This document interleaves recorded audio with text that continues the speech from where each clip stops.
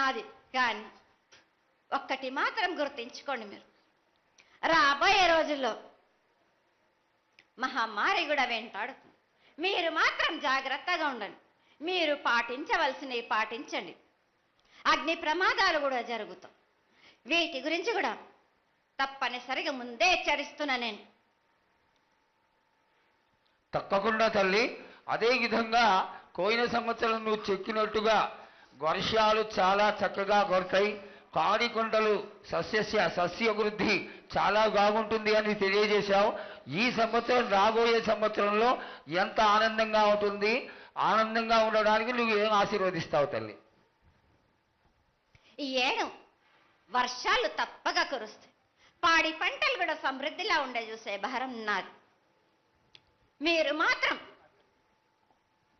5 వారాలు నాకు పప్పు బెల్లం పలహారాలతోటిగా నాకు ఎట్టి విధంగా ఈ జాతర జరిపించారు. నాకు అట్టి విధంగా నాకు కొల్లారి నుంచి బాల బచ్చల దగ్గర నుంచి నా ముందుకొచ్చి నాకు కడివడి సాకబోసి నాకు పసుపు కుంకులముతోటి నన్ను ఆనందపరచండి. నాకు సంతోషంగా ఆనందంగా అందుకొని మీరు కోరిందల్లా కొంగు బంగారం చేసే మహంకాళిని నేను.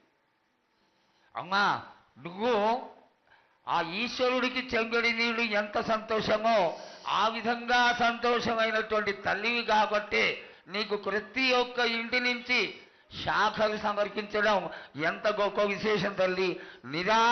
నిరాడంబరతకి ఇది నీ యొక్క గొప్పతనం తల్లి.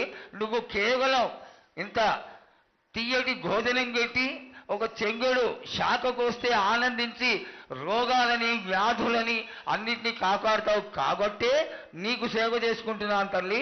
నీ పూజలని తప్పకుండా చేయిస్తాం. అదేవిధంగా ఈ అకాల మరణాలని ఆపడానికి ఏదన్నా ఆనందమైనటువంటి విషయం తెక్కు తల్లి. తప్పనిసరిగా చెప్తా. ఈ ఏడు నాకు నా రూపాన్ని నిలబెట్టేసరికి నాకు మాత్రం రక్తం చూపియండి. నాకు రక్తం చూపించకపోతే నేను మాత్రం ఊరుకోను. బాలక్క కొల్లారే కాదు, గ్రామం మొత్తం సంచారం చేస్తాను. అయ్యో, అంతటి ఉగ్రరూపం వద్దు తల్లి. చేయించడానికి పెద్దలందరూ నిన్న కూడా ఒక చిన్న చర్చ జరిగింది.